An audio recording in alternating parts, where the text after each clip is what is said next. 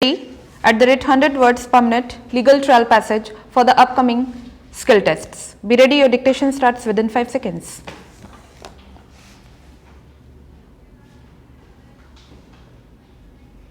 Start. The petitioner also deposited the re-inspection charges. However, the fact of the matter is that in spite of the intimation and the deposit of the re-inspection charges, the object never carried out any inspection for many years, and which inspection was only done on 5/5/1994, and which inspection in any case showed that there was no concern in the name of MS Delta Electronics Private Limited in the subject premises.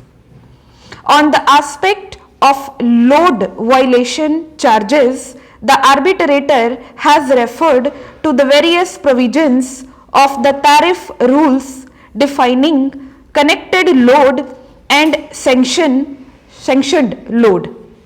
The arbitrator, on reference to the definitions, has found that the issue therefore pertains to violation of the sanctioned load only and not the connected load, in as much as the MDI instrument did not support the stand of the objector that the load as found in the inspection dated 7/9/1989 was used by the petitioner.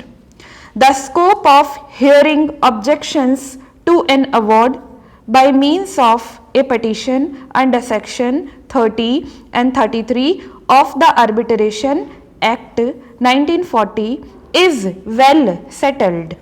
It is necessary before the court can interfere with the award that the arbitrator must have misconducted himself or the proceedings. If the arbitrator takes one plausible view, then it cannot be said that the arbitrator has misconducted himself for the proceedings merely because another view is possible from the same facts and circumstances on both the issues of load violation charges and misuse charges. The arbitrator has referred to the relevant provisions of the tariff rules, the provisions of the agreement, various documents, and the facts of the case to give one interpretation.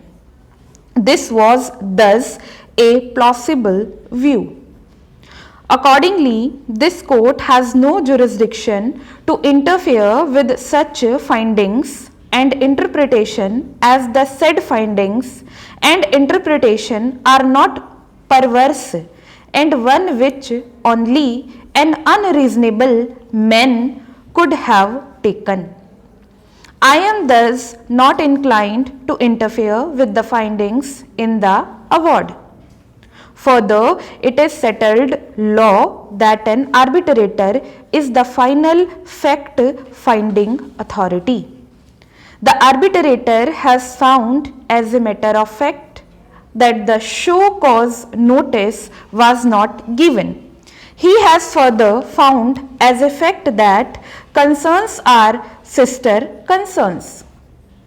He has further found that the maximum demand indicator did not indicate load violation charge. There are various other findings in the detailed award of the arbitrator running into 38 pages. The arbitrator has recorded in detail all the arguments raised by the counsel for the parties, the relevant provisions of the tariff rules, the relevant provisions of the agreement, and the relevant documents, and has therefore given valid and reasonable basis to arrive at his conclusions and findings. By doing so, in my opinion, the award falls out of the scope of challenge on the ground of the arbitrator having misconducted himself or the proceedings in passing the award. Mr. Vikram, advocate appearing for the NDPL, has canvassed that the rate of interest granted by award is excessive. I am in fact distressed that such an objection has been raised because the arbitrator has only awarded interest at 9 per annum simple. In view of this position, I fail to understand how this argument can at all be canvassed that the rate of interest is in any manner excessive. I do not therefore find any reason whatsoever to sustain this objection to reduce the rate of interest awarded, more so as the discoms are charging interest varying from 18% to 24% for the payment due to it from the consumers. In view of the above, I find no force in the objections which are dismissed, leaving the parties to bear their own costs. Stop.